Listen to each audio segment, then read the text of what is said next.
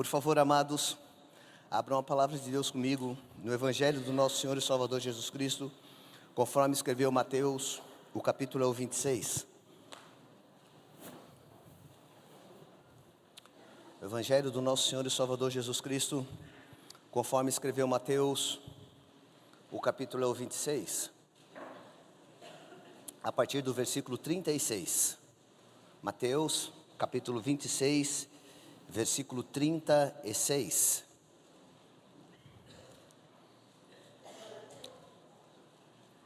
Se você está lá, por favor, diga amém. Amém. Então, chegou Jesus com eles a um lugar chamado Getsêmani e disse aos seus discípulos: assentai-vos aqui enquanto eu vou além orar. Levando consigo Pedro e os dois filhos de Zebedeu, começou a entristecer-se e a angustiar-se muito. Então lhes disse: a minha alma está cheia de tristeza até a morte. Ficai aqui e vigiai comigo. E, indo um pouco adiante, prostrou-se sobre o seu rosto, orando e dizendo: meu Pai, se é possível, passa de mim esse cálice. Todavia não seja conforme eu quero, mas seja conforme tu queres, ser feita a tua vontade. E voltando para os seus discípulos, achou-os adormecidos e disse a Pedro: então, nem uma hora pudestes vigiar comigo? Vigiai e orai para que não entreis em tentação. Na verdade o espírito está pronto, mas a carne é fraca. E, indo segunda vez, orou dizendo: meu Pai, se este cálice não pode passar de mim, sem eu que eu beba, faça-se a tua vontade. E voltando, achou-os outra vez adormecidos, porque os seus olhos estavam carregados. E deixando-os de novo, foi orar pela terceira vez, dizendo as mesmas palavras. Então chegou junto dos seus discípulos e disse-lhes: dormi agora e repousai, eis que é chegada a hora, e o Filho do Homem será entregue nas mãos dos pecadores. Levantai-vos, partamos, e eis que é chegado aquele que me trai. Eu quero usar como tema da minha pregação nesta noite: pressão para vencer 2. Você pode repetir alguma coisa comigo dizendo assim: pressão, para vencer, 2. 2, 1, 2. Pressão para vencer, 1. A classe está atenta. Há aproximadamente 2 ou 3 domingos eu preguei aqui pressão para vencer. E hoje eu estava a buscar alguma coisa a pregar e já via muita coisa, e Deus me direcionou esse texto e me deixou até sem esboço. Então, em cima do próprio texto, eu penso que o Espírito Santo vai movimentar tudo aquilo que Deus quer dizer, ao ponto de Deus ter me calado em torno daquilo que eu estava projetado a expressar. E aí o Espírito gerou por tema, novamente um tema que já foi, dando a ele um acréscimo, pois é a segunda vez que eu falo a respeito.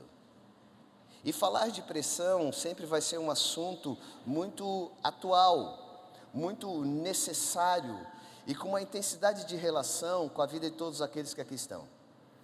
Tudo na vida tem fruto de uma pressão.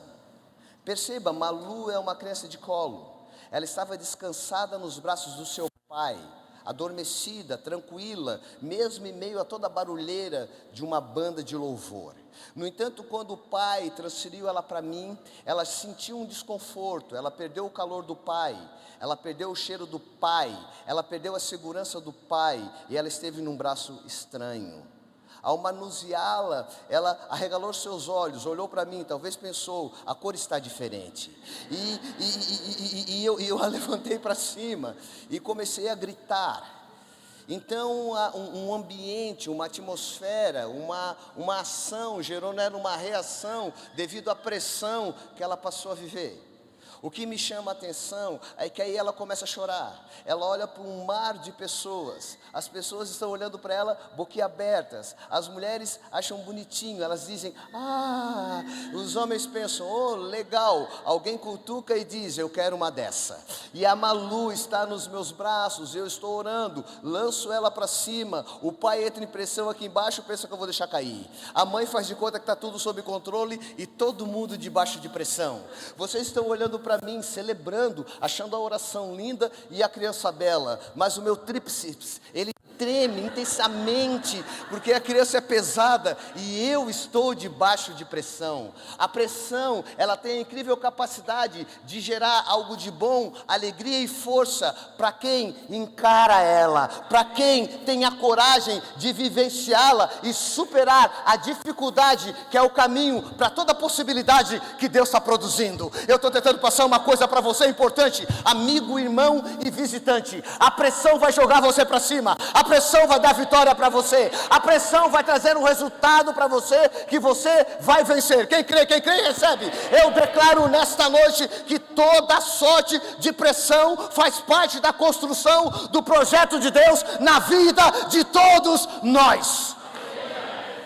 Quer prosseguir? Quer vencer? Quer romper? Quer continuar? Bem-vindo à pressão. A Malu chorou porque ela se sentiu pressionada, mas é debaixo da pressão que ela sentiu que ela estava sendo tremendamente abençoada. A criança se sentindo pressionada, sendo tremendamente abençoada. Você precisa mudar o foco da situação para poder administrar melhor a pressão oriunda daquilo que você quer alcançar. Não há ninguém que queira alcançar alguma coisa. Não há alguém que queira fazer algo além daquilo que um dia realizou, que não venha passar pressão de novo por aquilo que pressionado foi para ter realizado aquilo que até então havia conseguido. Porque tudo aquilo que você conseguiu até hoje é fruto da pressão que você sofreu lá atrás. E tudo aquilo que você intenta lá na frente é fruto da pressão que você está sofrendo agora. Jesus Cristo de Nazaré, ele adentra num vale. O nome do vale é Getsemane, que traduzido é local da pressão. A tradução da palavra hebraica para o português que ora vos expresso é local de pressão. O Getsemane era um local para ser pressionado, é um local onde havia pressão. Por quê, pastor? Porque o Getsemane ele é contido de inúmeras oliveiras. Eu lá estive o ano passado, eu e o Felipe lá nas oliveiras. O Felipe todo bobo foi apanhando as azeitonas lá, botando no bolso, acho que perdeu. O fato é que nós estávamos lá, e maravilhados com aquele local, um local lindo, maravilhoso, e lá Jesus Cristo adentrou com os seus discípulos. E o relato de Mateus 26 é dador de por consequência de tudo aquilo que li, além daquilo que talvez você não saiba, e se sabe vou repetir. Jesus Cristo de Nazaré suou sangue nesse lugar. Nesse lugar a pressão sobre ele foi tanta, que ele foi o único ser na história da vida que suou sangue. Não existe nenhum outro ser humano na história da humanidade que suou sangue. Tente imaginar então o nível do estresse e da pressão pelo qual ele estava. Aqueles que frequentemente vêm nessa igreja identificam que a cada final de culto o pastor Toninho, quando prega, está encharcado. E eu sou demais, especialmente quando prego. Por quê? É a pressão. A pressão que resulta daquilo que Deus quer fazer, realizar, manifestar e entregar às suas vidas e corações. A pressão de quem se coloca disposto a passar por um período desagradável para viver a intensidade de um período maravilhoso. A pressão tem a capacidade de nos colocar num breve período desagradável para gerar em nós um período maravilhoso. Vem maravilhas aí para a sua vida, vem maravilhas aí para o seu coração. Quem crê, vem maravilhas aí para... Meu amigo, se anime, a pressão vai produzir maravilhas na sua vida. A pressão vai produzir maravilhas na sua vida. Eu vou me ater a Malu. Ela estava aqui, todo mundo achou bonitinha e tal. Mas vou perguntar para a Amanda como é que foi a dor do parto. Não consigo nem imaginar. Vou perguntar para as mulheres como é que é a dor do parto. Vai perguntar para as mulheres o nível da pressão. Durante aquelas horas, dentro da história de cada uma, conforme for os negócios ali da bolsa, aqueles negócios ali. Porque de bolsa eu não sei nada, a não ser a do bistec.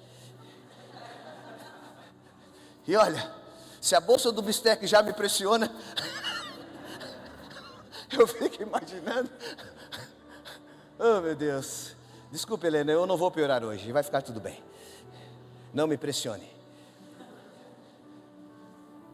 A pressão, ela quer gerar em você algo maior além daquilo que pela falta de pressão você deixou de fazer.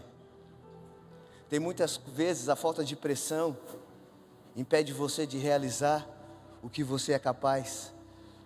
Há momentos na nossa vida que a pressão é necessária para fazer com que a gente alcance aquilo que a gente queria, pelo qual não vai alcançar no posicionamento que está.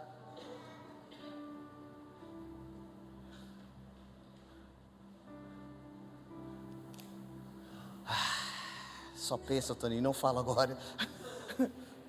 Então, chegou Jesus com eles a um lugar chamado Getsêmani e disse a seus discípulos: assentai-vos aqui, enquanto vou ali orar.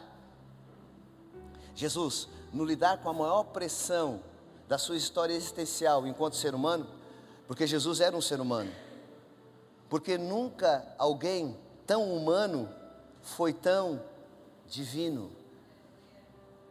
E o que Jesus faz quando se sente pressionado? Chama os amigos. Ele tem 12 discípulos, mas entre os 12, ele tem 3 amigos: Pedro, Tiago e João.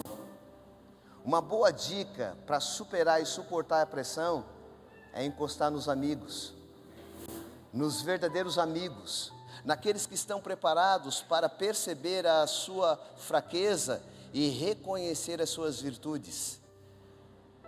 Porque hoje em dia não se pode mais ser fraco. Se alguém disser que está fraco, então é alguém que está fora do padrão social adequado para conquistar alguma coisa. A gente não pode mais expor as nossas fraquezas. Você esconde as 7 chaves da sua cirurgia. Você prefere morrer sozinho do que alguém saiba que você passou por cirurgia. E você sabe que é assim. Você quer esconder todas as suas fraquezas.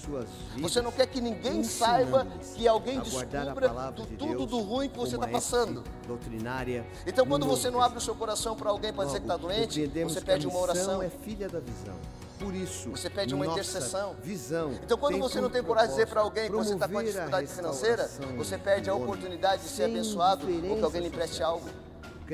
Mas Jesus, debaixo da pressão, que não é resultado dos seus erros, mas resultado dos nossos erros nele, porque Jesus está pressionado pelos nossos erros nele, não pelos erros dele em relação a tudo aquilo que era ele. Ele chama entre os 12, 3, para passar aquele momento com ele, para ajudar ele naquele momento. E quando eles chegam no vale da pressão, Jesus Cristo de Nazaré diz para os 3: fiquem aqui, que agora eu vou ali orar. Não basta ter o melhor amigo, não basta ter o melhor parceiro, não basta ter o brother do desabafo, não adianta ter a amiga. Ei, miga. Não basta ter amiga, né? Para dizer para amiga as histórias tudo, não basta. Tem um momento que para suportar a pressão, a gente tem que ir para um local. E é ele com a gente e a gente com ele. Tem um momento que nem os amigos resolvem, os pais não resolvem, os psicólogos não resolvem, os psiquiatras não resolvem, os pastores também não resolvem. Existe um momento que nós temos que ir para o canto e buscar a face dele, porque ele resolve. Eu quero dizer, ele resolve. Existe um momento que a menina do canto A não resolve. Existe um momento que as fitinhas lá do Bonfim não resolvem. Existe um momento que os búzios não resolvem. Existe um momento que a astrologia não resolve. Câncer, Sagitário, Capricórnio, Peixes, Leão, não resolvem. Eu tenho que passar uma coisa importante para você. Existem também momentos que os coachings, eles não resolvem. Mas se você for para o canto, você orar, ele resolve. Ele é a solução. Ele tem toda a solução para todo aquele que crê. Ele tem a direção, ele tem a visão, ele tem a justificação, ele tem a graça, ele tem o poder. Ele vai botar as obras infernais a correr. Ele vai trazer alegria para quem queira receber. Ele vai trazer paz para quem queira receber. Ele vai trazer amor para quem queira receber. Ele vai trazer justiça para quem queira receber. Ele está aqui te entregando, você recebendo, nós celebrando e Deus sendo glorificado. Você está na pressão para receber toda a provisão.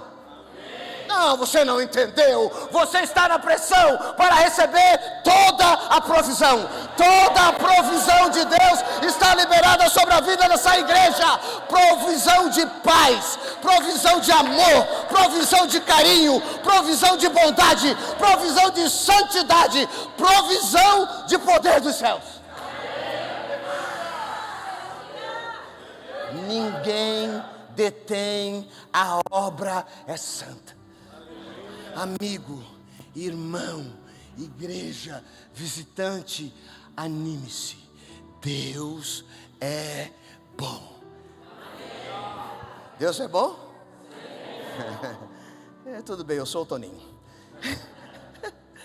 E levando consigo Pedro e os 2 filhos de Zebedeu, começou a entristecer-se e a angustiar-se muito.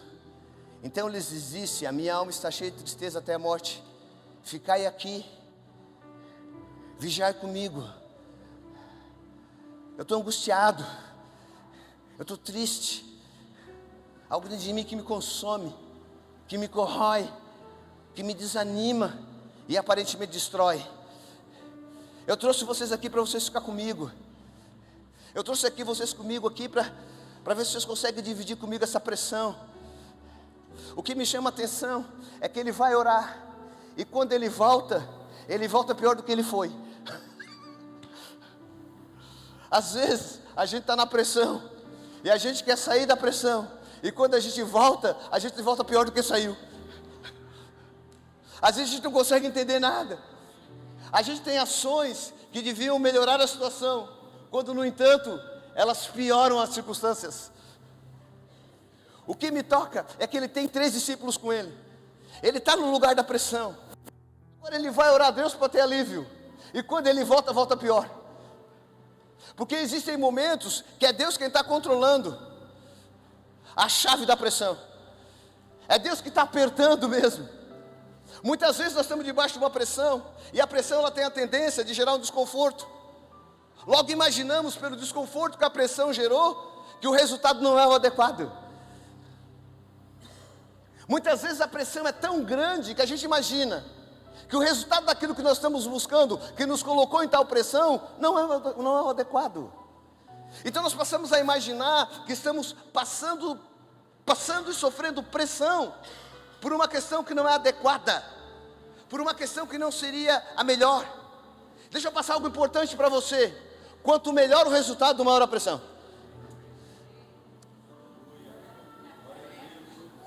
Deixa eu passar uma coisa importante para você. Quanto melhor o resultado, maior é a pressão. Você precisa entender isso. Você precisa entender que o camisa 10 é o cara que vai bater o último pênalti. Ele não quer ser o diferenciado. Ele não quer ser as manchetes da segunda. Ele será. Se fizer, ovacionado. Se perder, ovo nele. Mas se colocando sujeito à pressão, ele tem a condição de alcançar um resultado diferenciado daquele que por pressão não quer passar. Então existem alguns momentos que a gente tem a pressão aliviada, mas ao retornar ao cenário do processo da conquista, tem a pressão aumentada. Eu tenho por convicção que quando Cristo saiu para orar de canto, ele teve um alívio da pressão. Mas quando ele retornou e deu de cara com os seus discípulos, ele teve um aumento dela. Porque o resultado daquilo que ele estava prestes a fazer teria um foro eterno, que é muito maior do que um infinito. E como não estaria ele debaixo de pressão para a realização de algo que ninguém jamais foi capaz de fazer? Porque Jesus Cristo de Nazaré morreu naquela cruz por amor de cada um de nós. Ele fez algo que ninguém nunca fez. Por isso que não existe ninguém igual a ele. Você quer receber alguma coisa que ninguém nunca recebeu? Faça algo que ninguém nunca fez. Certa feita alguém questionou Henry Ford.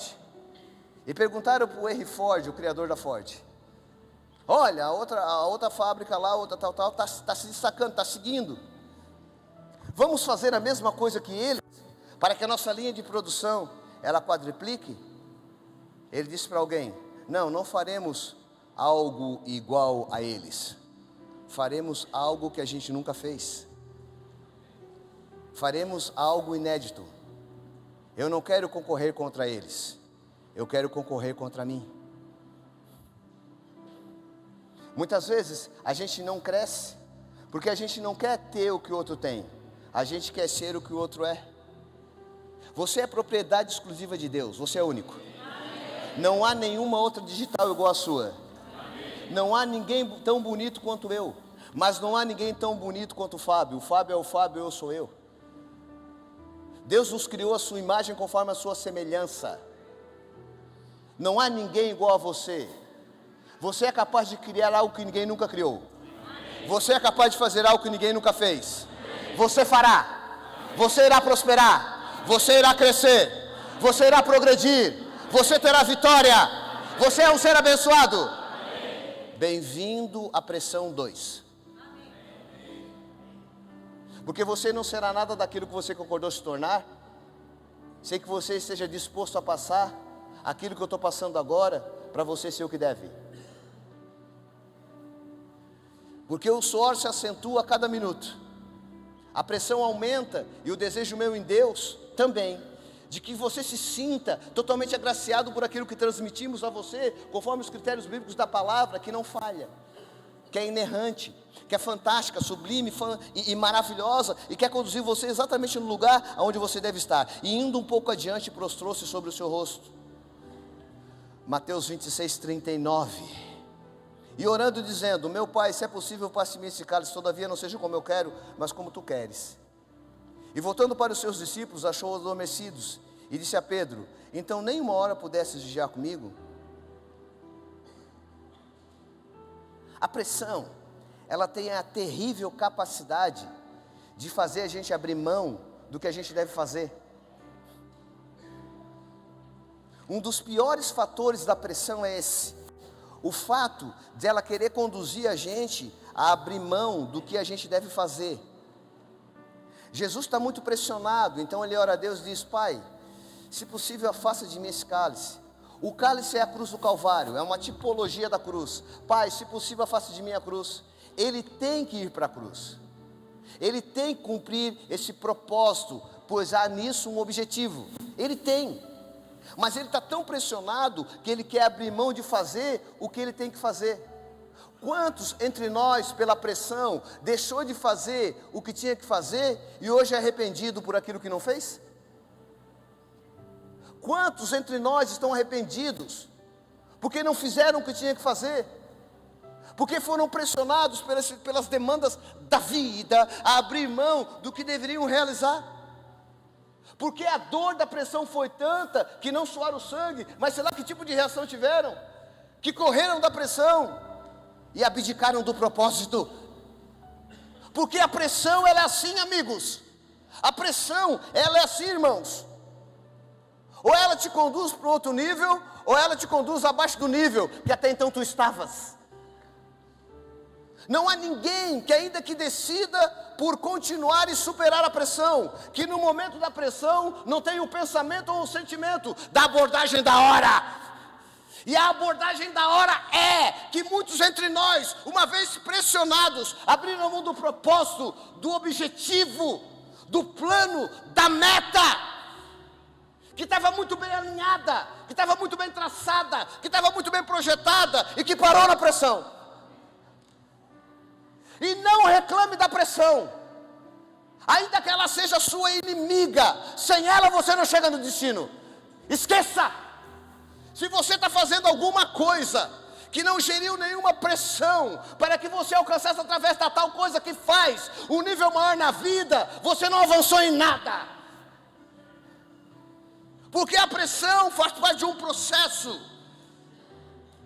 E não há nada que seja proposto sem passar por um processo primeiro. Quer tomar limonada? Pressiona o limão. Quer tomar um suco de laranjas? Pressiona a laranja.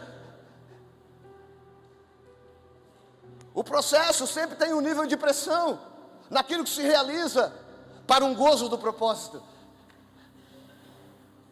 Talvez você esteja pressionado por alguma demanda da sua história, pelo tempo presente. Mas eu quero falar uma coisa para você. Ela faz parte da trajetória, para o processo da vitória. Você já viu que é tudo na pressão? Você já percebeu isso aí? E quando você não está pressionado, você já viu o que você faz? Você pressiona. Você aguenta mais de 10 minutos na fila do mercado? Como é que você fica olhando para o caixa?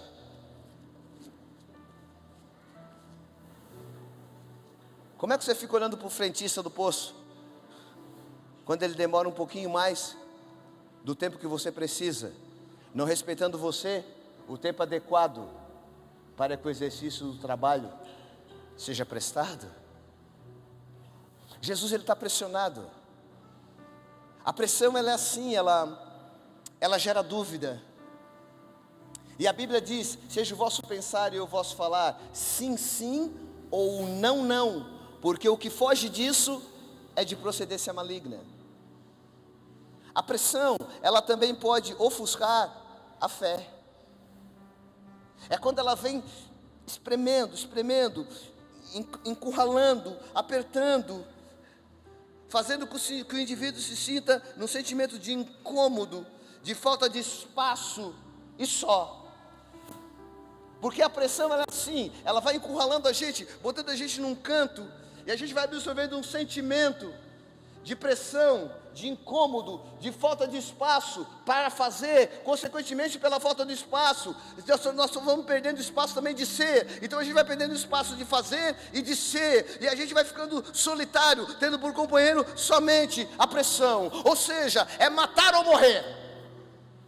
A pressão, ela é letal para quem não toma uma posição. A pressão mata sonhos. A pressão mata objetivos. A pressão aniquila propósitos. Mas, para aquele que consegue encontrar em Deus uma saída, a pressão é o trampolim da vitória.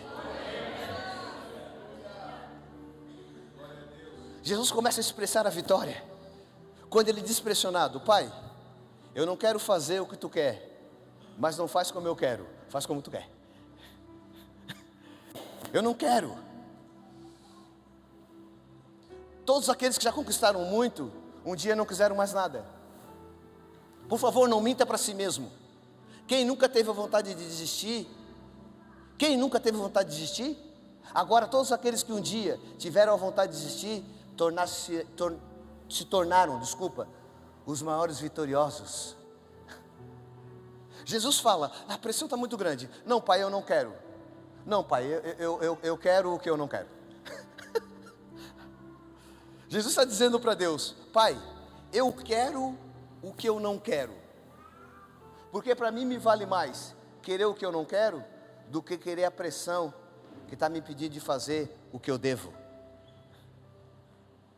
Muitas vezes a pressão está tentando impedir você de fazer o que você deve.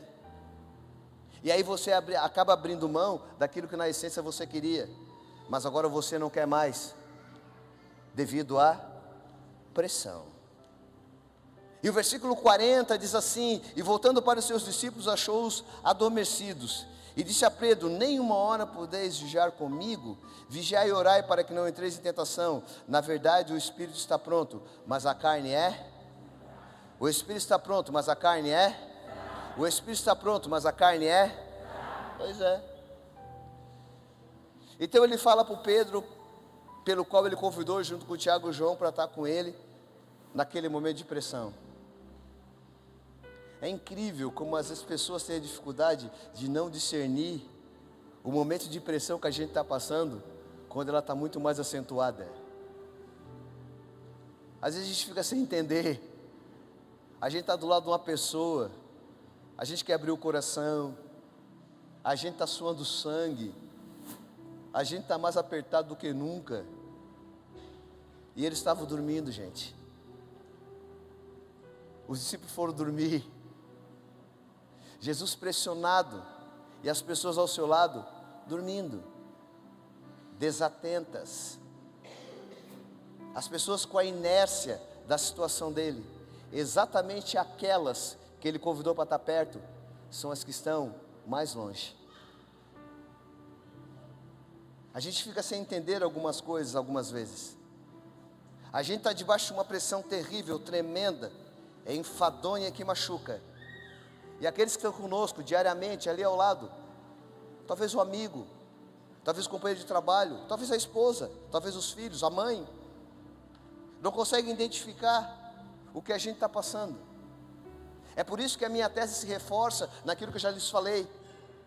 Então é preciso ir orar. Você percebe ao longo do texto que Jesus não ora só uma vez, ele ora 3 vezes. No versículo 36 ele está falando que vai orar. Deixa eu ver onde é que está aqui outro versículo que ele diz que vai orar. Me ajuda aí, gente.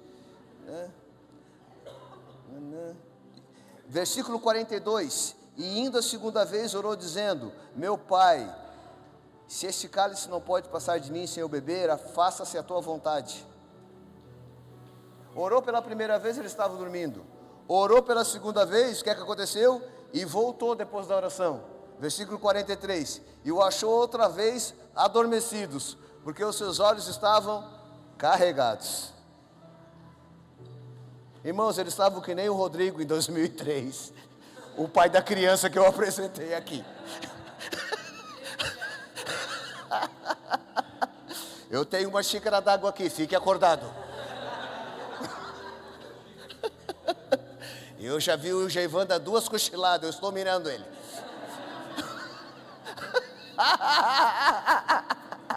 Não há nada em oculto que não haja de ser revelado. Grandes coisas fez o Senhor por nós, por isso nós estamos alegres. Dá um sorriso para a pessoa que está ao seu lado aí, diga para ela: Deus te abençoe. Diga para ela, fala, faça algo, participe. Dê um sorriso aí, meu amigo, dê um sorriso aí, meu irmão. Vamos se alegrar na presença de Deus.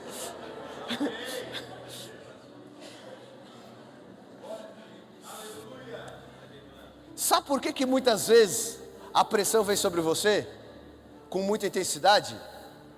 É porque Deus precisa manter alguém acordado. Deus precisa manter alguém alerta. Deus precisa manter alguém atento. Não fica bravo porque o irmão está adormecido. Te alegra porque tu está acordado. Por que, pastor Toninho? Porque ontem o adormecido era tu e o acordado era ele. Ei, querido, talvez hoje o acordado seja eu e o adormecido você, mas amanhã o adormecido serei eu e o acordado você, e Deus estará trabalhando na vida de todos. Porque o nosso Deus não é o Deus da singularidade. O nosso Deus não é o Deus que abençoa só um. Se Deus abençoa um, é para abençoar a coletividade. Se Deus abençoa a coletividade, é para abençoar um. Todos pressionados, mas todos abençoados. Todos pressionados, mas todos abençoados. Não se entristeça porque alguém se adormeceu. Celebre porque você está acordado. Ei, pai, você lembra quando você estava acordado? Você estava atento às situações. A dificuldade estava grande, a pressão estava intensa. Você lembra? Pois é, aquele período de pressão sustentou a sua família. Hoje ela está debaixo da graça porque tu esteve atento, porque tu vigiou, porque tu estava acordado. Porque mais vale uma família adormecida do que uma família morta. Vigiai e orai, para que você não venha a cair em tentação. O diabo é o tentador. Você concorda? Sim, você concorda? Não diga amém, só diga sim. O diabo é o tentador? Sim. O diabo é o tentador? Sim. O tentador é a qualidade daquele que só tenta. Tentador não é efetiva. Ele só tenta. Sabe por que a Bíblia dá esse atributo ao diabo? Porque quem tem um pouco de conhecimento bíblico sabe que Lúcifer é o anjo da luz. E Lúcifer se tornou o diabo, Satanás. Por quê? Porque quando estava ao lado de Deus, quis ser Deus. E ele não conseguiu ser Deus. E Deus deu um reino para ele. Então, como ele quis ser Deus e Deus não foi, o que é que ele tentou? Ou o que é que ele tentou? O que é que ele foi? O que é que ele fez? Ele teve uma tentativa. Ele tentou ser Deus. E uma vez tentando ser Deus, a Deus ameaçou, o diabo se tornou. E ele continua sendo ele continua sendo o tentador, ele continua sendo o... Toda a igreja, ele continua sendo o? Agora que ele já sabe que tentou ser Deus e Deus não foi, agora ele tenta ser você. Tudo que o diabo tenta é ser você. É por isso que ele tenta botar a malignidade dele em você. É por isso que ele tenta a você ser invejoso, e aí você vacila no processo. É por isso que ele tenta você a mexer com uma mulher que não é sua, e você perde o casamento. É por isso que ele tenta você a falar da vida da outra, e você perdeu a melhor amiga. Você não pode mais deixar que o tentador tente ser você. Porque todas as vezes que ele tenta ser você e você aceita a tentação, você perde a originalidade de si pela pressão que não suportou. Porque se é uma coisa terrível que acontece conosco hoje, é que a gente está tentando perder toda a nossa característica em toda sorte.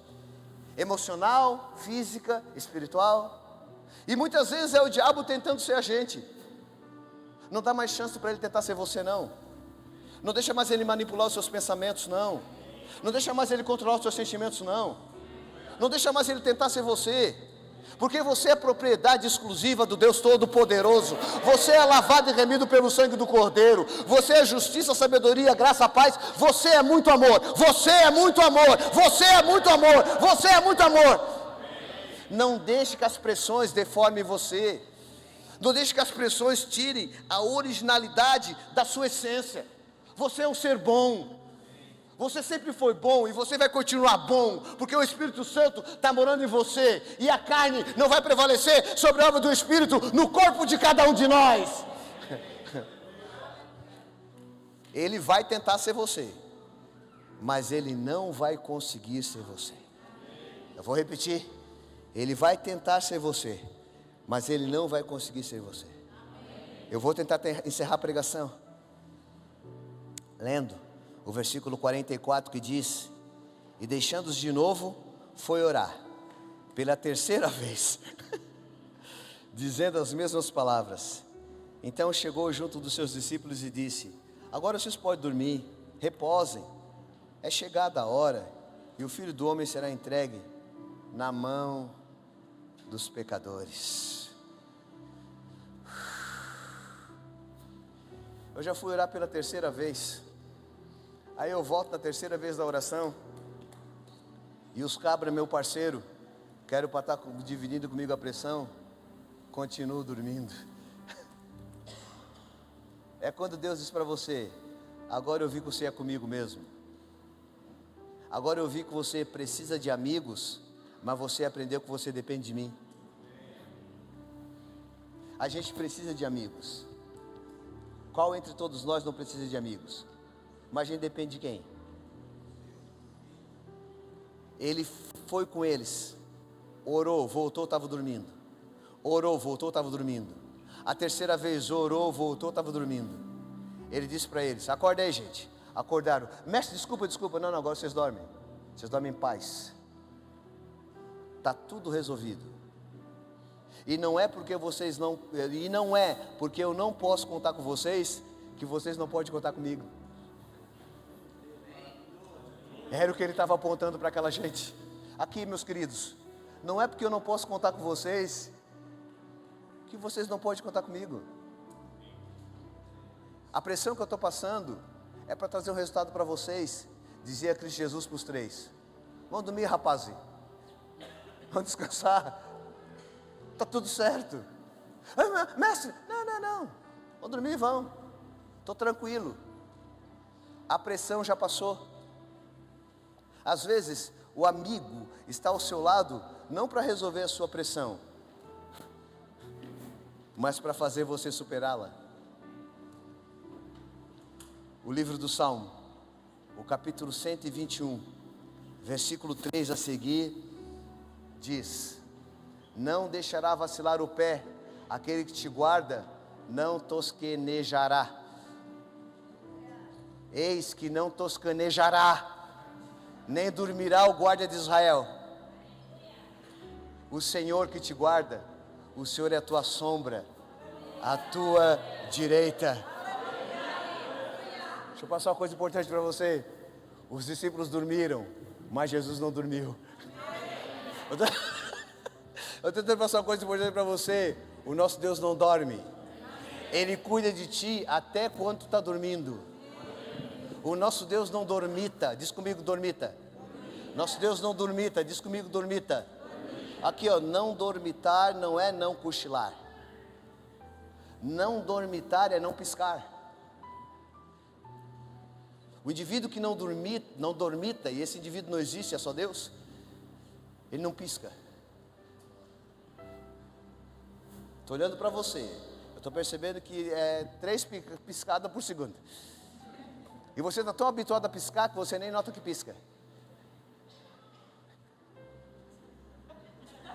Ei, Helena, você sabe, a gente não dorme. O nosso Deus não dormita. Os olhos dele estão sobre você sem piscar. Você é a menina dos olhos do Senhor. Ele está guardando você. Ele está cuidando de você. A Bíblia diz que Ele cuida dos seus até enquanto os tais dormem. Ele está cuidando de você. Não interessa o nível da pressão, os olhos dele estão em você. Ei, amigo, irmão e visitante, sorria, você está sendo filmado. Os olhos de Deus estão sobre toda a terra. Aonde você for, os olhos de Deus estão sobre você. Posso ouvir amém? Então não tema o olho gordo.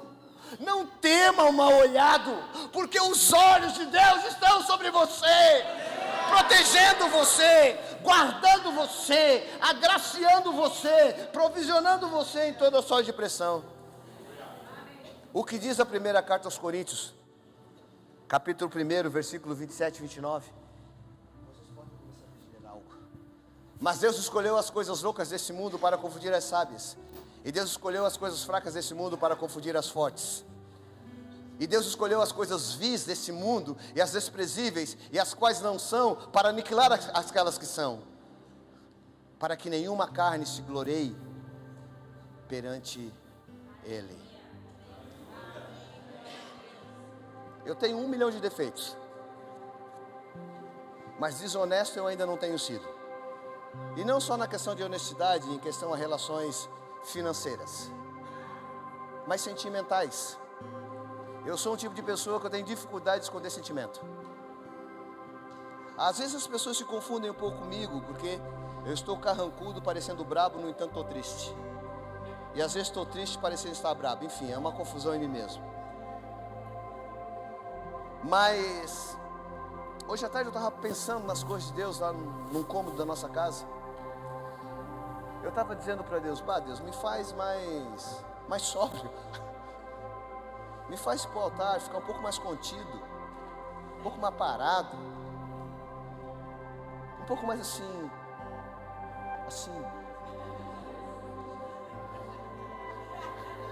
um pouco mais assim, tipo, né, aquele cara que senta nas moedas, tipo assim, cara mais tranquilo, cara mais, Deus, tira um pouco dessa insanidade de mim, desse corre para um lado, desse corre para o outro, dessas bobices que eu sempre acabo dizendo, dessa barba pelo canto da boca. Deus, me faz usar uma toalhinha, a minha igreja é muito chique para esse papel ridículo. Então me veio à mente esses versículos aí. Ele fala, não, é desse jeito aí, é desse jeito que vai ser, e eu vou te piorar, me disse o Espírito Santo. Ele falou, eu vou te piorar. Ainda ontem a gente foi consagrar um pastor lá em Armazém. Meu Deus do céu, desandou o negócio de novo. Eu fiquei perguntando, Deus, mas por que ter sido assim? Ele falou, não, é assim que eu vou te usar. Eu te escolhi assim, é assim que eu vou fazer. Tu acha que tá ruim, vai piorar. Eu vou te deixar mais doidinho ainda, eu vou te agitar mais de um lado para o outro, e eu vou fazer de ti conforme eu quero, porque a glória é minha, porque é tudo dele, é tudo por ele, é tudo para ele, a ele glória e honra pelos séculos, entre os séculos e amém. E talvez você esteja pensando, pastor, por que tu contou isso para nós? Eu contei isso para vocês para abrir o meu coração, fazer um breve desabafo, e dizer para vocês que esse é um dos fatores que muitas vezes me faz me sentir muito pressionado. Porque se é que tem uma pessoa aqui que tem dificuldade de ver a live de novo aqui da igreja, esse alguém sou eu. Porque quando eu assisto a live da igreja, o pregador sou eu fico mais, meu Deus, o que aconteceu ali? são chutes no ar, são jeitos, trejeitos, caminha para um lado, gesticula para o outro. Mas Deus, Ele faz das coisas loucas para confundir as sábias. As loucuras de Deus justamente são aquelas que muitas vezes nos colocam debaixo de pressão.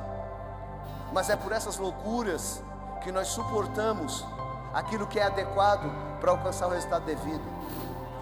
Agora, pois, a minha pregação se encerra no livro do Êxodo, o capítulo 19, o versículo 9, que nos diz, conforme aquilo que está na tela: e disse o Senhor a Moisés: eis que virei a ti numa nuvem espessa, para que o povo ouça, falando eu contigo, e para que também creiam eternamente. Porque Moisés tinha anunciado as palavras do seu povo ao Senhor. Eu quero dar continuidade aonde eu comecei, dentro dessa fase do novo tempo, do novo momento da história da Sage, que celebra 20 anos. Eu estou pregando o tema Pressão para Vencer 2.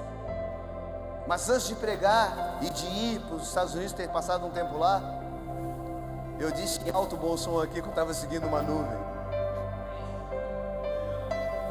E talvez houve alguma dificuldade de entender que realmente uma nuvem eu estava seguindo. Isso é normal. E eu me inspirei na vida de Moisés, que era alguém que seguia a nuvem, e me mantém inspirado na vida dele, para me manter na direção que a nuvem me trouxe. E na altura de Êxodo 19, o povo não está entendendo o que Deus está falando com Moisés. Então Deus fala com Moisés: Moisés, para, eu vou parar a nuvem contigo, e a nuvem tornar-se-á espessa, que traduzido é escura. Uma nuvem espessa é uma nuvem escura, não é uma nuvem clara, não é uma boa nuvem para seguir, não é uma boa nuvem para acreditar. E é nessa escuridão da nuvem que Deus queria falar. Está ali o versículo, está na tela. É na escuridão dessa nuvem que eu vou falar, Moisés. É na escuridão dessa nuvem que eu vou confirmar o que eu disse para ti que ia fazer a favor do povo que eu te mandei guiar. Por que a nuvem escureceu? Porque não vai ter bom resultado sem pressão. A nuvem deu uma escuridinha. Quando nuvens escurecem, apontam para tempestades. Quando nuvens escurecem, apontam para raios, trovões, mau tempo. E como é que a gente faz para seguir uma coisa que não está adequada dentro do padrão daquilo que para nós caracteriza boa coisa? Mantendo a fé naquele que tem controle sobre todas as coisas. Mantendo a fé naquele que traz uma direção, gera uma convicção e estabelece um propósito. É chegado para a história da comunidade evangélica Nova Jerusalém um tempo de avivamento, um tempo de mudança, um tempo de preciosa graça, um tempo de justiça eterna. É chegado um tempo, no novo tempo na história de cada um de nós, um tempo de glória, de justiça, de força, de maravilha, de poder. Quem crê fica de pé. É chegado um novo tempo, crê, quem crê fica de pé. É chegado um novo tempo. Levante uma das suas mãos, coloque a igreja em meia luz, vamos adorar. E enquanto eles não cantam algo, declare algo comigo de forma profética. Eu recebo tudo aquilo que da parte de Deus foi liberado na igreja nesta noite. Eu declaro: vou seguir, vou agir, vou prosperar. Nenhuma pressão vai deter o melhor de Deus para mim. Amém.